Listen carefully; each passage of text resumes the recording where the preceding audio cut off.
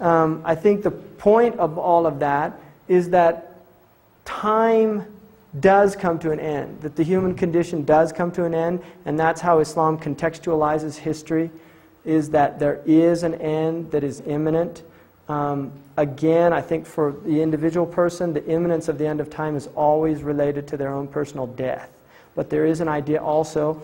And then there's another important, I think a very important idea within the Islamic tradition, and that is that each generation will be less, they will be fulfilling the idea of this dimensional Islam, of Iman, Islam, and Ihsan. They will not do it as well as the previous generation. That there is an idea that each generation is a watered down version. There are periods of renewal historically, and the Prophet Muhammad did say that there would be renewers every 100 years or so. There would be people that come and renew. But the idea that it's not the same. I mean, I think the Muslims do have an idea, traditional Muslims anyway, that it's not so much progress, but quite the opposite. One of the things René Guénon pointed out about the rapid speed of progress, he said one of the things that we forget is increasing acceleration means going down, not up, right?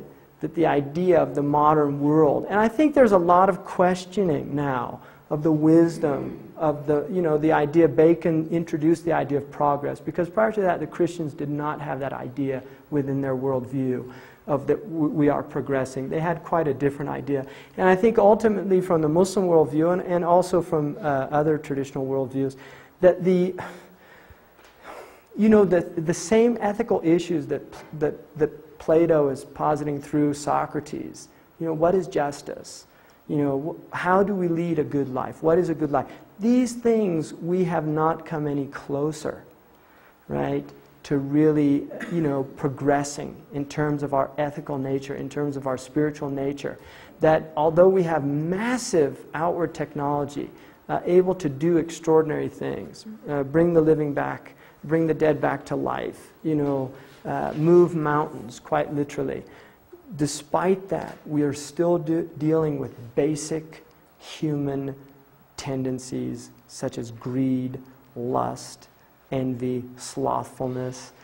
It's hard to get away from those. And in some ways, we're less aware of our own negative tendencies than perhaps peoples before us were, and more filled with our own sense of hubris and our own sense of power. Although certainly the 20th century is a century that has created a lot of disillusionment. We've killed 180 million people this century alone in wars between human beings. And it's interesting that they weren't religious wars. They were ideological wars. Because one of the oftentimes critics of religion will point out, well, look how many people died in the name of religion. Well, look how many people died in the name of communism. Right? I mean, we forget that we're dealing with a human species. That it's not, the religion is not the problem, man is the problem. Right? And if there's a humanizing factor in the human condition, as far as I'm concerned, it has been religion. That religion is what has introduced into the human being concepts like making beauty, concepts like becoming conscientious, charity, right? Caritas, these things, the kairos, all of these things are coming out of religious traditions. And the Muslims always say in the end, God knows best. I'm going to open it up for some questions. If people want to go, believe me, you're most welcome to go.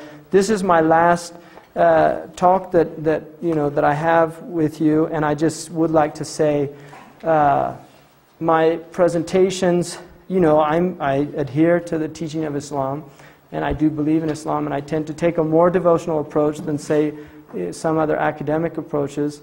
That is I really try not to preach to people, because I never have ever liked being preached to in my life. So I really try to do that. But if it has come off as that, I would apologize to anybody. If I said anything in any way that offended people or their tradition or their own beliefs, that I also apologize for that. That was not my intention. If that was the result, then I would just ask that I would be excused for that graciously.